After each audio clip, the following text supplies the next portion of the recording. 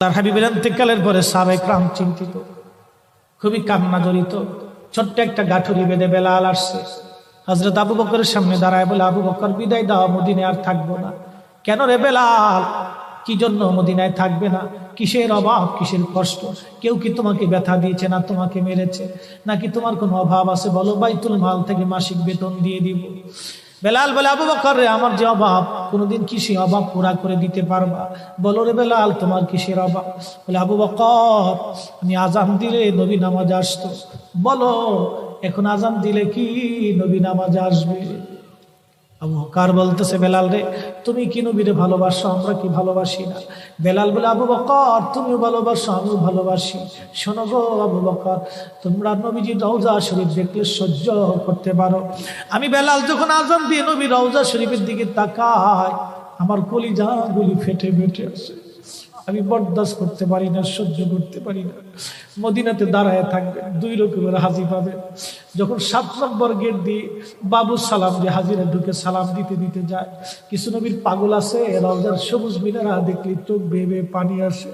রওজা শরীফে ঢুকলে তারা হাওমাও করে কাঁদতে থাকে, আর মুতুয়াগুলি খালি ধমক দেখে, ইয়া হাতি আল্লাহ বেদা, আল্লাহ আল্লাহ আল্লাহ আল্লাহ সিদ্ধি আল্লাহ বেদা। ওরা কান্না দেখে হাসে, যারা কান্না করে দেশের সাথে তিরস্কার করে। বাপ, আমি নিজে চোখে দেখেছি, ওরা যারা কান্না করে নবী রওজার পাশে দাঁড়ায় দাঁড়ায় এদেরকে দেখে ওরা হাসে। ওরা বুঝে না এরা কি জন্য কান্না করে। কোন হাজি আছে কান্না আসে না, শুধু সালাম দিয়ে চলে যায়। দুই প্রকারের হাজি, এক প্রকারের হাজি নবী রওজার পাশে দাঁড়ায় চোখের পানি ফেলে বুক বাসায় দেয়, এরাও হাজি। আর যারা শুধু সালাম দিয়ে চলে যায়, এরাও হাজি। আকাশ আর পাতাল তফাৎ। আল্লাহর হাবিবের রওজা শরীফ দেখে আমি সহ্য করতে পারি না রে আবু বকর, বিদায় দাও, আমি চলে যাব। চলে গেলেন নবীর পাগল। সিরিয়ার দামেস্কে যাওয়ার পরে কিছুদিন পরে নবীজি স্বপ্ন দেখায়, কিরে বেলাল, এটা কেমন জুলুম, কতদিন হলো তোমার কণ্ঠের আজান শুনি না। বেলাল রে, তোর কি মন চায় না আমি নবীর জিয়ারতে আসতে? বেলাল আয়, আমি নবীর জিয়ারতে আয় রে বেলাল আয়, কতদিন হলো তোমার কণ্ঠের আজান শুনি না। স্বপ্ন যখন নবীজি দেখাইছে, এ মুসলমান, হযরত বেলাল সুদূর সিরিয়ার দামেস্ক থেকে পাগলের মতো দৌড়াইলেন, পাগলের মতো ছুটে আসলেন। যখন মদিনাতে আসলেন, তখন তাহাজ্জুদের সময় চলতেছিল। তাহাজ্জুদের সময় চলার সময় হযরত বেলাল রাদিয়াল্লাহু আনহু কাঠের জালি দিয়ে তখন রওজা শরীফ ঘিরে রাখা ছিল। ওই জালির পাশে বসে বসে, জালির সঙ্গে মাথা ঠেকাইয়া নবীর পাগল বসে বসে গুনগুন গুনগুন করে কাঁদে আর বলে, হুজুর, আপনি আসতে বলেছিলেন, গোলাম এসে হাজির হয়েছে। নবী গো, আজান দিতে বলেছেন, আমি আজান দিলে আপনি আগে নামাজে আসতেন, এখন আজান দিলে কি নবী আপনি নামাজে আসবেন?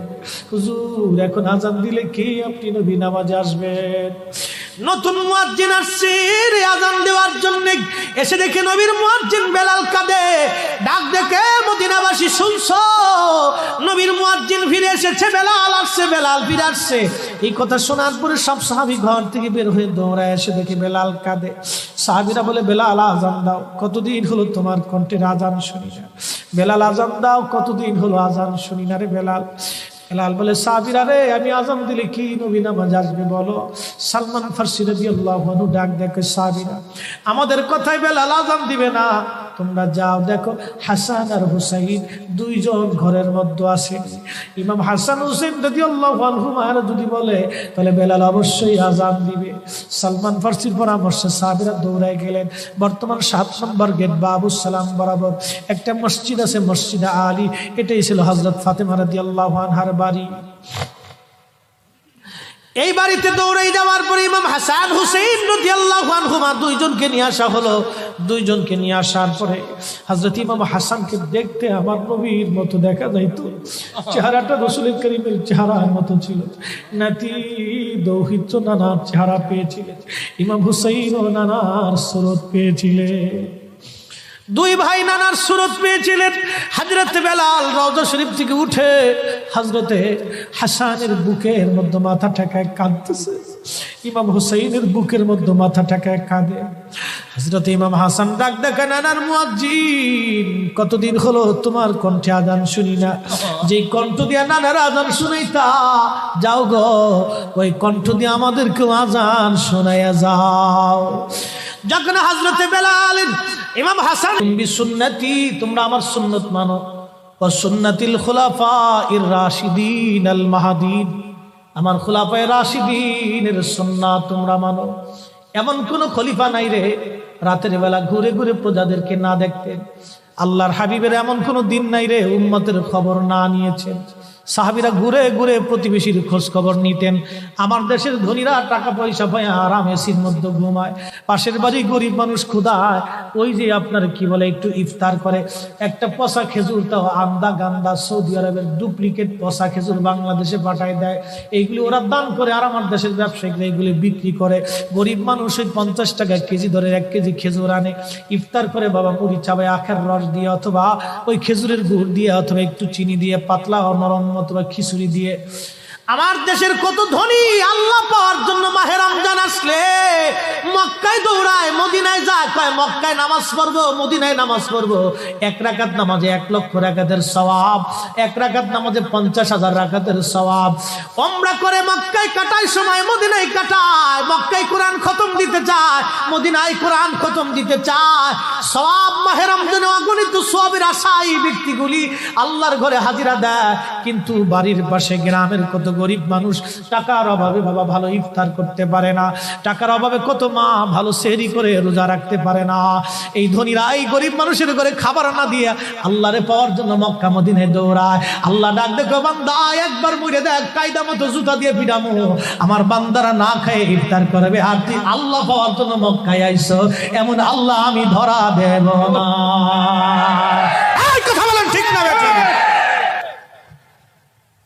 ও আল্লাহ পাইতে গেছে মক্কা, আল্লাহ কা জুতা দিয়ে পিটা মা, আমার বান্দা মুড়ি দিয়ে চাবা ইফতার করতেছে, আর তুই এসেছিস সেখানে আমি আল্লাহ পাওয়ার জন্য আমার ঘর ধরে কাঁদতেছিস। বেটা আমি আল্লাহকে পাইতে হলে আমার ওই অভাবী মানুষের ঘরে খাবার দিয়ে আসি, ইফতার দিয়ে আমি আল্লাহ পেয়ে যাবি।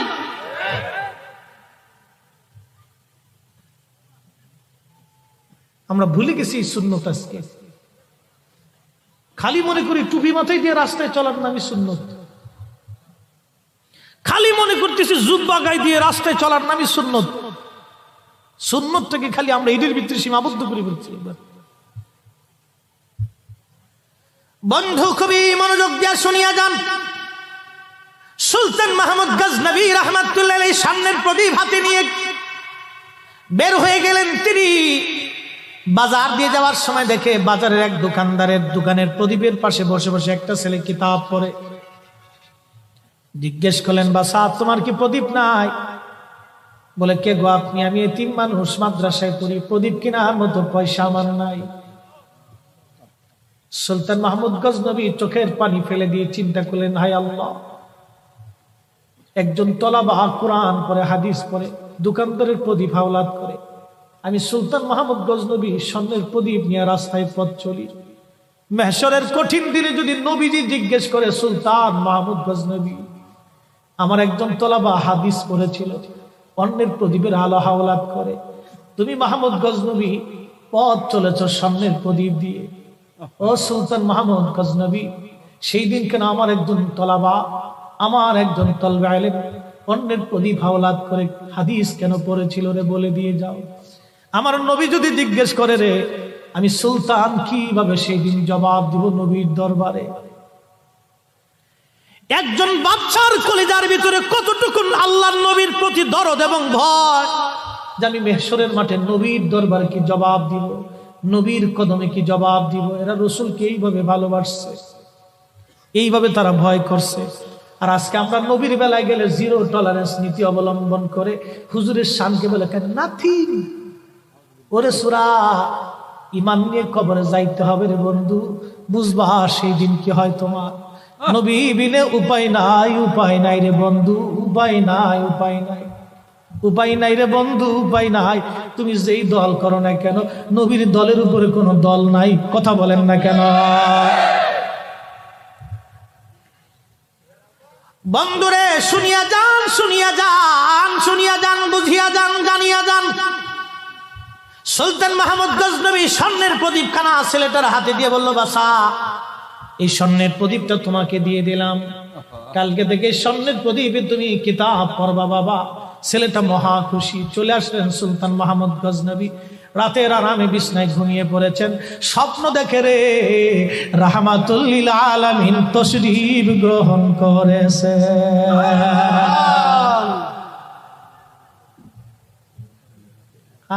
করতেছি এজন ভাই খালিকে বেলালের রস করার জন্য করবো তো, ইমানের কথাটা বলেই সাহাবীদের দিকে চলে যাচ্ছি। বন্ধু খুবই মনোযোগ, বেলালের ওয়াজ শুনেছে কোটি কোটি মানুষ, চোখের পানিও ফেলেছে কোটি কোটি মানুষ।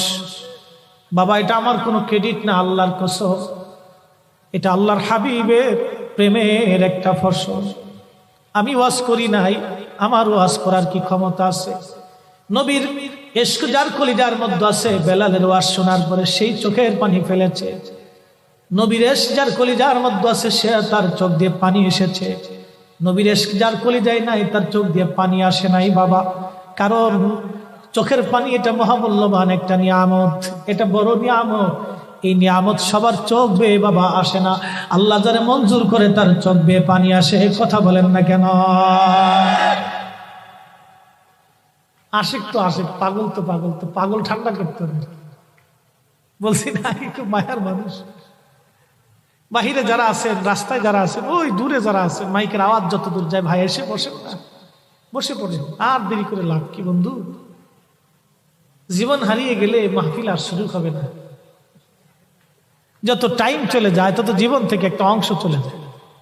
Time and tide wait for none, সময় এবং স্রোত কারোই জন্য বসে থাকে না, এটা চলে যায় চলে যায় চলে যায়। আমার নবী স্বপ্নে এসে বলে, আরে সুলতান মাহমুদ গজনবী, তোমাকে আজকে একটা খুশির সংবাদ দিতে আসছি। সুলতান বলে, ইয়া নবী আল্লাহি, এই অধমের ঘরে আপনি আসছেন গো নবীজি? বলে, সুলতান আজকে তুমি আমার একজন তলাবাকে স্বর্ণের প্রদীপ দিয়ে সম্মান দিয়েছ। সুলতান মাহমুদ গজনবী, আমি নবী এসে দোয়া করে গেলাম, দুনিয়াতেও অপমান হবে না, কবরেও অপমান হবে না, হাসরেও অপমান হবে না। একবার জোরে বলা যাবে কি ইয়া রাসূলুল্লাহ? এই সবজ গম্বদ ওয়ালে मंजूर दुआ करना, जब वक्त न जाए आका दीदार आता करना, दीदार आता करना। मैं कब्र अंधेरी में घबराऊंगा जब तन्हा, इमदाद मेरी करने आज़ान रसूल, इमदाद मेरी करने आज़ान रसूल। रोशन मेरी तुरबत को लिल्लाह ज़रा करना, जब वक्त न जाए आका दीदार आता करना, दीदार आता करना। এই ইমানের জন্য সাহাবীরা পিঠের চামড়া খুলে ফেলেছে, সাহাবীদের গোশত উঠিয়ে ফেলেছে। এরপরও সাহাবীরা নবীর কদম ছেড়ে দেয় নাই। মসজিদে নববীর পাশে রওজা শরীফের পূর্ব দিকে আমাদের হিসাবে ছোট্ট একটা টিভি আছে, একটা উঠান আছে, এখানে একটা গাছ ছিল। এই গাছের নিচে আহলে সুফা সাহাবীরা থাকতো। খাবার আসলে খাইতো, না আসলে না খেয়ে থাকতো। খোদায় খোদায় দিন কাটাইতো, নবীর কদম ছেড়ে দেয় নাই। এই দলের একজন সদস্য হযরতে বেলাল রাদিয়াল্লাহু আনহু জীবনে কত নির্যাতন সহ্য করেছিলেন। গোলাম হওয়ার জন্য মনিব থেকে পিটাইতে পিটাইতে পিঠের চামড়া উঠিয়ে ফেললো। প্রচন্ড গরমে গলার মধ্যে রশি বেঁধে মক্কার অলিগুলি পাথুরি রাস্তা, আর প্রচন্ড উত্তাপ বালুর ভিতর দিয়ে তাকে টানা হতো। গরমের উত্তাপে চামড়াগুলি খসে খসে খসে খসে খসে খসে যাইত। ওই চামড়ার ভিতরে ওনাকে বেত্রাঘাত করা হতো, চাবুক দিয়ে পিটানো হতো, ফিনকি মেরে মেরে মেরে মেরে রক্ত পড়তো। আর বলতো বেলাল কালেমা সারবি। হযরত বেলাল শুধু বলতো আহাদ আহাদ আহাদ আহাদ, জীবন দিব রে ঈমান দেব না, জীবন দিব রে ঈমান দেব না, জীবন দিব রে ঈমান দিব না। এই সাহাবী কালেমা পড়ছে নবী দেখে, নবী দেখে, নবী দেখে, নবী দেখে, নবী দেখে পিঠের চামড়া দিয়েছে, নবী দেখে গোশত দিয়েছে, নবী দেখে জিহ্বা দিয়েছে, নবী দেখে দিনের পর দিন মার খেয়েছে, রক্ত দিয়েছে, চামড়া উঠিয়ে ফেলেছে, নবী দেখে, নবী দেখে, নবী দেখে আল্লাহ চিনেছে। এই জন্য সাহাবীদের কলিজার মধ্যে ছিল নবী নবী নবী নবী নবী।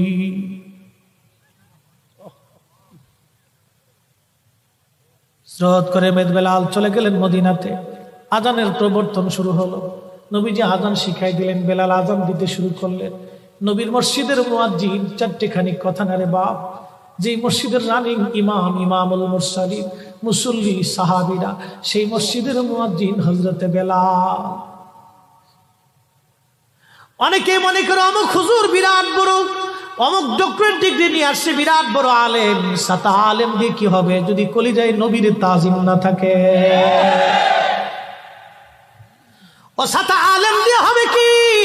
ও সাতার ডক্টরেট, ওই চ্যান্সেলর, প্রফেসর আর অধ্যক্ষ উপাধ্যক্ষ মুহাদ্দিস আর শাইখুল হাদিস মুফতি আজম দিয়ে হবে কি? হবে কি? হবে কি যদি কলিজার মধ্যে নবীর দরদ না থাকে, তাজিম না থাকে? হবে কি? হবে কি? কথা বলেন ঠিক না বেঠে? আমি এক ভাষায় বুঝি, দুই ভাষা আমার কাছে নাই। আমার বাবা এমন সুন্নি ছিলেন, নজদিদেরকে কোনোদিন ভিক্ষা পর্যন্ত দেন নাই।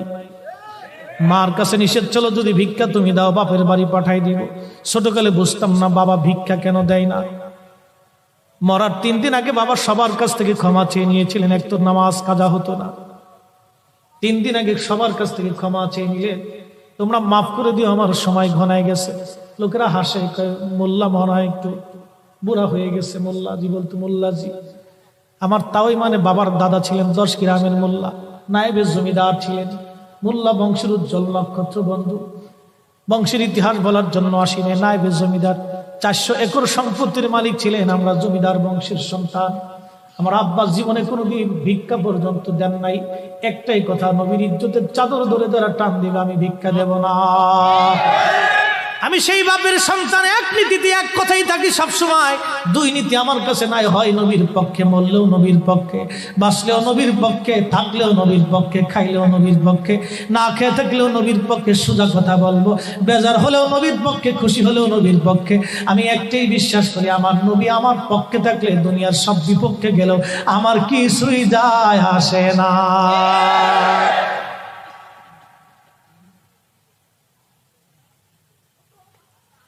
খুবই মনোযোগ বন্ধু, খুবই মনোযোগ দিয়ে শুনিয়া যান। হাবিবে কিবরিয়ার কথাগুলি, সাহাবায়ে কিরামের কথাগুলি বলতেছি। হযরতে বেলাল রাদিয়াল্লাহু আনহু ভালোবাসতেন নবীকে এমন ভাবে, প্রিয় নবীর ইন্তেকাল মোবারক হলো, শরীয়তের পর্দার আড়ালে নবী চলে গেলেন। সারা মদিনার ভিতরে কান্নার রোল, সারা মদিনার মানুষ বিমর্ষ। সাহাবীদের ঘরে খাওয়া নাই, ঘুম নাই। নবীর একটা উট ছিল, বাহন নাম কাসওয়া। কাসওয়ারে কেউ খাওয়াইতে পারে না, পানিও দিতে পারে না। কাসওয়া শুধু কাঁদে, চোখ বে বে বে বে পানি পড়ে। আরে কাসওয়ার ভাষা যদি সাহাবীরা জানতো, সাহাবীদের কলিজা ফেটে যাইতো। কাসওয়া খাবার খায় না রে, একটা উট নবীকে কেমনে ভালোবাসছে, একটা প্রাণী রাসূলকে কেমনে ভালোবাসছে। কাসওয়ার খাওয়া নাই, পানি নাই, কান্না করে, শুধু কান্দে, শুধু কান্দে, শুধু কান্দে। কেউ তারে খাওয়াইতে পারে না, কেউ তারে পানি দিতে পারে না, কেউ তার ভাষা বুঝে না, কেউ তার কষ্ট বুঝে না। কিছুদিন পরে কাসওয়া নবীর বিরহ বেদনা সহ্য করতে না পেরে একটা কুয়ার মধ্যে ঝাঁপিয়ে পড়ে কাসওয়া আল্লাহ নবীর দরবারে চলে যা। একটা প্রাণীর নবীর প্রতি ভালোবাসা, ভালোবাসা, ভালোবাসা, ভালোবাসা, ভালোবাসা। এই জন্য নবী বলে গেছে, কাসওয়া আল্লাহর জান্নাতে আমার সাথে চলে যাবে। একটা প্রাণী যদি নবীকে ভালোবেসে জান্নাতে চলে যেতে পারে, আমরা মানুষ, আমরা নবীর উম্মত, আমরা নবীর উম্মত, আমরা সুন্নিরা নবীর গান গেয়ে গেয়ে, নবীর শান গেয়ে গেয়ে, নবীর পক্ষে কথা বলে বলে, দুরূদ ও সালাম পড়ে পড়ে, নবীর কদম ধরে ধরে আমরাও জান্নাতে জান্নাতে চলে যাব। হাসতে হাসতে কথা বলেন ঠিক না বেঠে?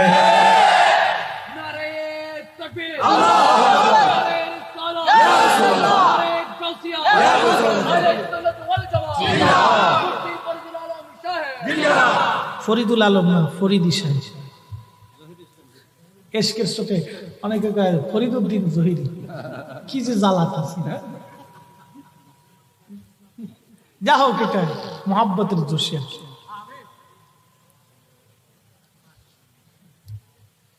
কি বুঝলেন? একটা কাসুয়া রসুলকে ভালোবেসে জীবন জ্বালিয়েছে, বিরহ বেদনা সহ্য করতে পারেনি। ওর ভাষা যদি সাহাবে কাম বুঝতো, মানব বুঝতো, তাহলে মানুষের কলিজা ফেটে যেত। ভাই, একটা প্রাণী যার কোনো শরীয়ত নেই, একটা প্রাণী যার উপর কোনো বিধান নেই, কিন্তু ভালোবাসার কারণে জানে আল্লাহ পেরেশান এসে যায়, চোখে পানি এসে যায়, সন্তানকে কি খাওয়াবে? যার ঘরে অভাব আছে বাপ, সে যেন অভাবের কি জ্বালা। এই সিন্ডিকেটরদেরকে ল্যাংটা করে রাস্তার মাঝখানে পিটানো উচিত, সব সোজা হয়ে যাবে। প্রিয় বন্ধুগণ, খুবই মনোযোগ, মূল আলোচনার দিকে ফিরে যাচ্ছি আমি। ভাইজান, খুব মনোযোগ দিয়ে শুনিয়া যান। আল্লাহর হাবিবের ইন্তেকালের পরে সাহাবায়ে কেরাম চিন্তিত, খুবই কান্না জড়িত। ছোট্ট একটা গাঠুরি বেঁধে বেলাল আসছে, হযরত আবু বকরের সামনে দাঁড়ায় বলে, আবু বকর, বিদায় দাও, মদিনায় আর থাকবো না। কেন রে বেলাল, কি জন্য মদিনায় থাকবে না? কিসের অভাব, কিসের কষ্ট? কেউ কি তোমাকে ব্যথা দিয়েছে, না তোমাকে মেরেছে, নাকি তোমার কোনো অভাব আছে? বলো, বাইতুল মাল থেকে মাসিক বেতন দিয়ে দিব। বেলাল বলে, আবু বকর রে, আমার যে অভাব, কোনোদিন কি সেই অভাব পুরা করে দিতে পারবা? বলো রে বেলাল, তোমার কিসের অভাব? বলে, আবু বকর, আমি আজান দিলে নবী নামাজ আসতো। বলো, এখন আজান দিলে কি নবী নামাজ আসবে? আবু বকর বলতেছে, বেলাল রে, তুমি কি নবীরে ভালোবাসো, আমরা কি ভালোবাসি না? বেলাল বলে, আবু বকর, তুমিও ভালোবাসো, আমিও ভালোবাসি। শোনো গো আবু বকর, তোমরা নবীজির রওজা শরীফ দেখলে সহ্য করতে পারো? আমি বেলাল যখন আজান দিয়ে নবী রওজা শরীফের দিকে তাকাই, আমার কলিজা গুলি ফেটে ফেটে আসে।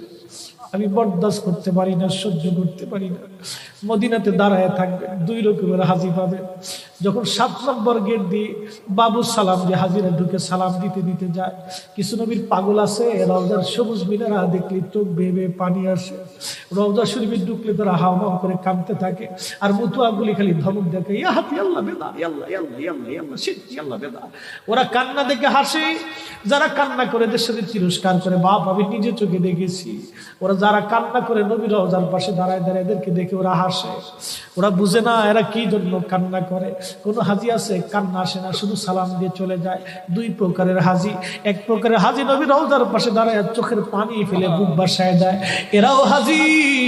আর যারা শুধু সালাম দিয়ে চলে যায়, এরাও হাজি। আকাশ আর পাতাল তফাৎ। আল্লাহর হাবিবের রওজা শরীফ দেখে আমি সহ্য করতে পারি না রে আবু বকর, বিদায় দাও, আমি চলে যাব। চলে গেলেন নবীর পাগল।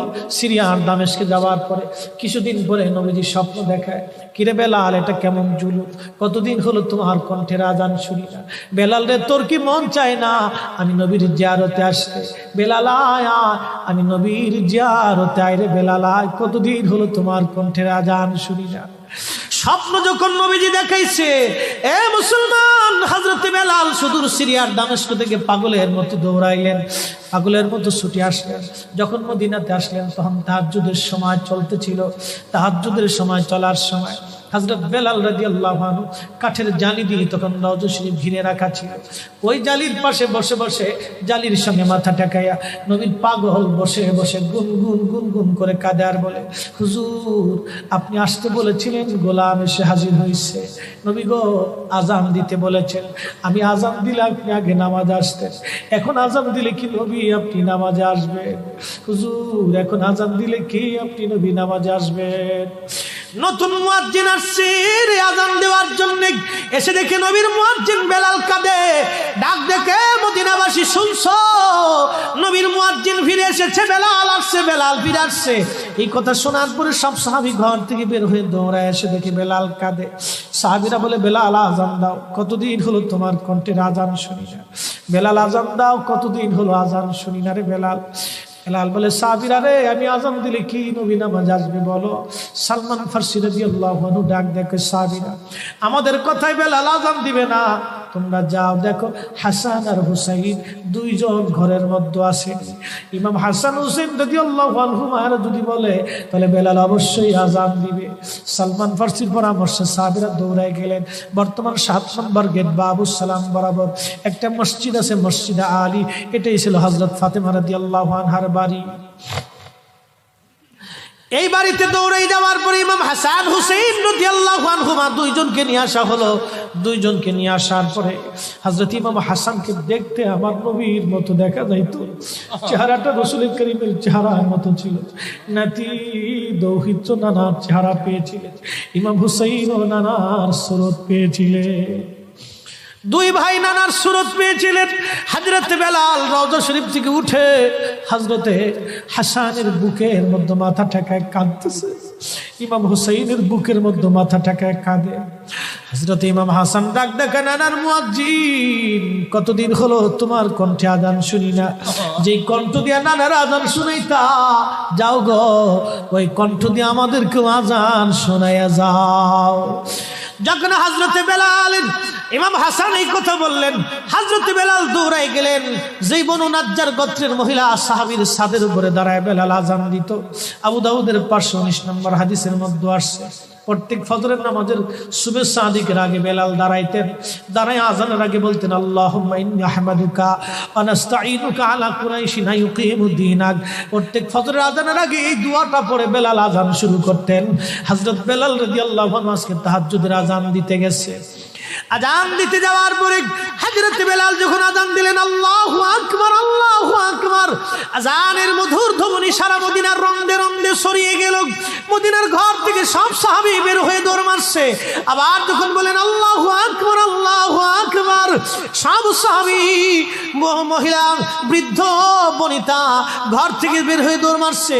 যখন বলল আশহাদু আল্লা ইলাহা ইল্লাল্লাহ, মদিনার ঘর থেকে সব মহিলারা ঘর থেকে বের হয়ে দৌড় মারছে রে, আর কান্না করে নবী বুঝি ফিরে আসছে রে। আবার যখন বলেন আশহাদু আল্লা ইলাহা ইল্লাল্লাহ, তখন মদিনার মানুষ কান্না করতেছিল, গুন গুন গুন গুন করে কান্না করে। মদিনার ভিতরে আওয়াজ বের হয়ে গেল, নবী বুঝি আসছে রে, নবী বুঝি ফিরে আসছে রে, নবী বুঝি ফিরে আসছে রে, নবী বুঝি আসছে। হযরত বেলাল যখন বলেন আশহাদু আন্না মুহাম্মাদুর রাসূলুল্লাহ, মদিনার মাটিগুলি থরথর থরথর করে কেঁপে উঠছে রে।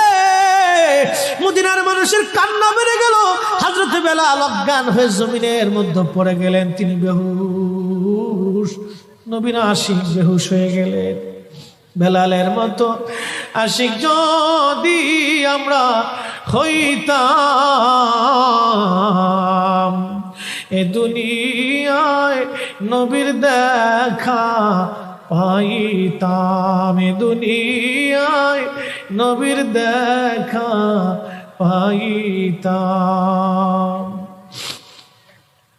যখন হুঁশ ফিরে আসছে, রওজা শরীফের পাশে বসে বসে বেলাল কাদের বলে, হুজুর আযান দিতে বলেছিলেন, আযান দিয়েছি।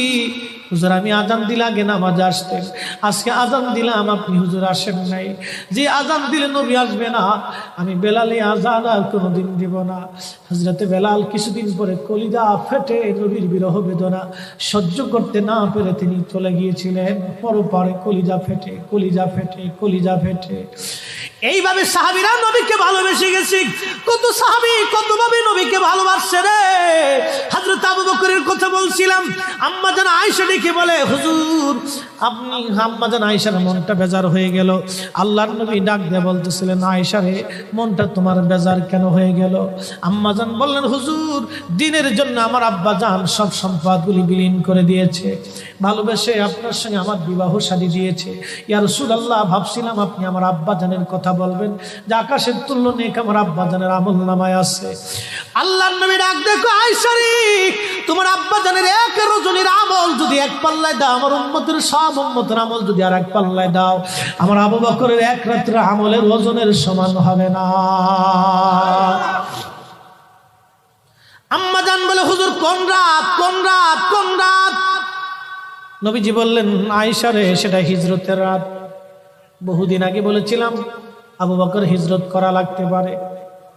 এই কথার জন্য হিজরতের রজনীতে আমি হযরত আলীকে ঘরের মধ্যে রেখে আমি যখন চলে আসলাম, হযরত আবু বকরের ঘরের দরজায় ছোট্ট করে টুকা দিয়ে বললেন, আবু বকর দরজা খোলো।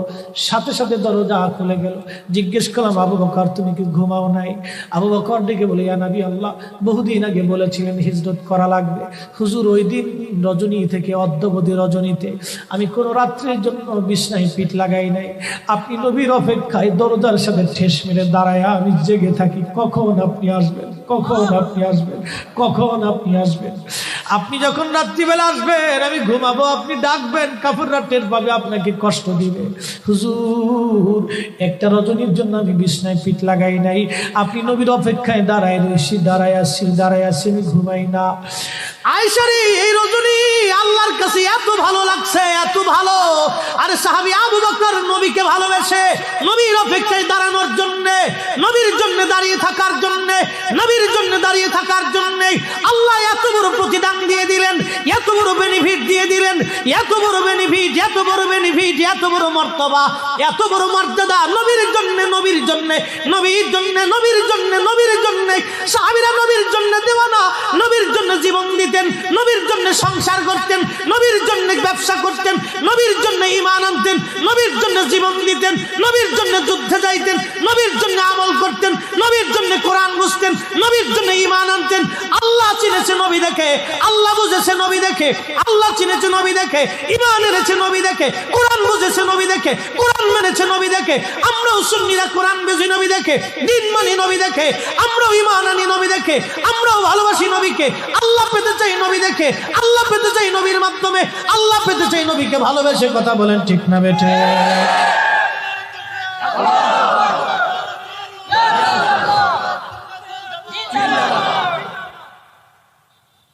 আমাদের কাজ নবী দেখে, নবী দেখে, নবী দেখে। আমরা নবী নবী করলে ওরা কে বেদাতি, বেদাতি, বেদাতি। আল্লাহর উপরে নবীরে উঠাই দিচ্ছে, আমরা বলে আল্লাহর উপরে নবীরে উঠাইছি। বলে আবু বকরকে যায় জিজ্ঞেস করো, আবু বকর আপনাকে যখন রসুল বলল, আপনি আবু বকরকে যায় জিজ্ঞেস করেন, আবু বকর রসুল যখন বলল সাহাবীরা আমার কাছে তিনটা জিনিস প্রিয়, 1 নম্বরে নামাজ, 2 নম্বর সুগন্ধি, 3 নম্বর আমার বিবিগণ। তখন আবু বকর কেন বলেছিল, হুজুর আমার কাছেও 3টা জিনিস প্রিয়। 1 নম্বর আপনার নূরানি চেহারা মোবারকের দিকে তাকিয়ে থাকা আমার কাছে প্রিয়। 2 নম্বর আমার জীবন যৌবন সহায় সম্পদ মাল সাবানা আপনি নবীর কদমে কুরবানি করা আমার কাছে প্রিয়। সুবহানাল্লাহ। আসতে কেন? তাহলে আবু বকর কি কোরআনের আয়াত পড়ে না, ইন্না সালাতি ওয়া নুসুকি ওয়া মাহইয়ায়া ওয়া মামাতি লিল্লাহি রাব্বিল আলামিন।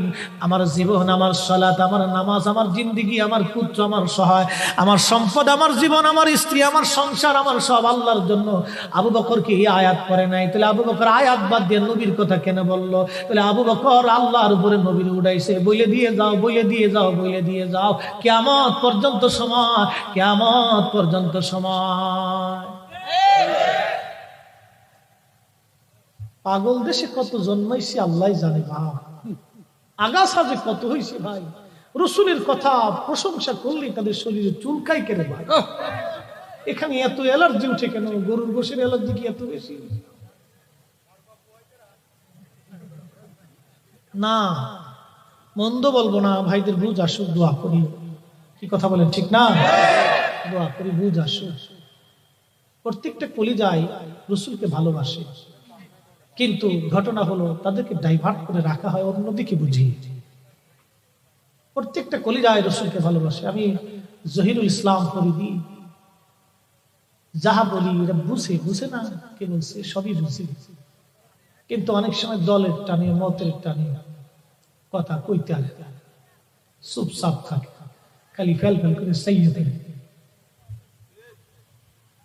বন্ধু হযরত আবু বকর বলে, হুজুর আপনার চেহারা মোবারকের দিকে বারবার তাকিয়ে থাকা আমার কাছে প্রিয়, আমার সবকিছু আপনি নবীর কদমে কুরবানি করা আমার কাছে প্রিয়। আমার মেয়ে আয়েশাকে আপনার বিবাহ বন্ধনে আবদ্ধ করে দিয়ে আপনার সাথে আত্মীয়তা করা আমার কাছে প্রিয়। কি বুঝলেন? একজন সাহাবী তার জীবনের সব রাসূলের কদমে সমর্পণ করে দিয়েছে। সুবহানাল্লাহ। তাবারক নিয়ে যাওয়ার পরে বলবেন একসাথে জোরে বলেন আল্লাহু আকবার।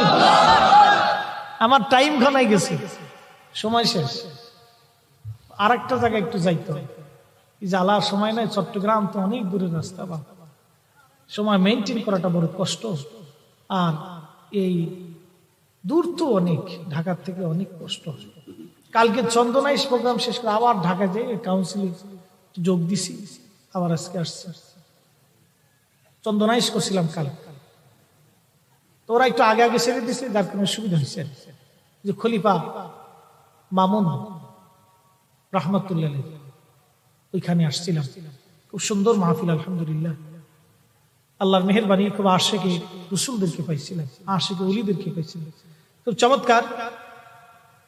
তো বন্ধুগণ, এই যাওয়ার সময় কালকে অ্যাক্সিডেন্ট, আসার সময় অ্যাক্সিডেন্ট। আপনাদের চট্টগ্রাম রুটটা খুব মারাত্মক, একবার জাম বাঁধলে বিকল্প কোনো রাস্তা নেই। বাংলাদেশের অন্য সব জায়গায় বিকল্প রাস্তা, ম্যাপ ট্যাপ ধরে কাঞ্চিকোনা দিয়ে আতাল্লা ফাতাল্লা দিয়ে আসতে পারে, কিন্তু চট্টগ্রামটা এমন একটা জায়গা বিকল্প কোনো রাস্তা নাই, ভারত ছাড়া আর সমুদ্র ছাড়া। কি যে জ্বালা ভাই, একবার জ্যামে পড়লে একবার বুবার মতো বয়ে থাকতে। তা তো যা হোক, এবার 4 লেন হয়েছে বিধায় একটু সুবিধা। যাওয়ার সময় একটু রাস্তা ক্লিয়ার পাইছিলাম। এই চন্দনাইশ থেকে 5 ঘন্টায় ঢাকা গেছি, 120-30 গাড়ি চালাইছি। তো খুব মনোযোগ। এই এহসান ভাই আসলেই আমার খুব প্রিয় মানুষ।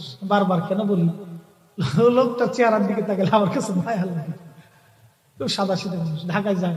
আমি একবার বাসাতে নিয়েছি, আসেন বেড়াই।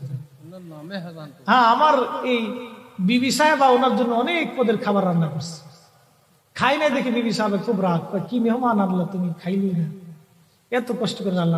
এই লোকটা এইরকমই, এই একটু খায়। যাই হোক, আলহামদুলিল্লাহ, এই মাহফিলটা আমরা এহসান ভাইয়ের হাতকে আরো শক্তিশালী করবো এলাকার আহলে সুন্নাত ওয়াল জামাতের মহব্বতে। কথা বলেন ঠিক না বেঠিক? আমরা কে কোন দল করি, আওয়ামী লীগ না বিএনপি না জাতীয় পার্টি, এটা আপনার রাজনৈতিক দল, কিন্তু আকাইদে আহলে সুন্নাত ওয়াল জামাত এটা আমাদের ঈমানের দল। কথা বলেন ঠিক না? আমি কোন পীরের মুরিদ, সিলসিলার তরিকাতের পীরের মুরিদ হতে পারেন, কিন্তু আকীদা তো ঈমান। ঠিক না বেঠিক? আকাইদে আহলে সুন্নাত ওয়াল জামাতের ক্ষেত্রে আমরা সব এক দেহ। কয় দেহ? কথা বলতে হবে, কয় দেহ? এক দেহ। আমরা দেহ কয়টা? একটা। আকাইদে আহলে সুন্নাত ওয়াল জামাতের ক্ষেত্রে আমাদের দেহ একটা। হাত থাকতে পারে ভিন্ন, হাত পা ভিন্ন থাকতে পারে, কিন্তু দেহ থাকতে হবে একটা। শাখা প্রশাখা ভিন্ন থাকতে পারে, দেহ একটাই। আকাইদে আহলে সুন্নাত ওয়াল জামাত, আকাইদে আহলে সুন্নাত ওয়াল জামাত, এটা ছাড়া বিকল্প আর কোনো রাস্তা নাই। বন্ধু, কবরে চলেই যেতেই হবে আজ অথবা কাল।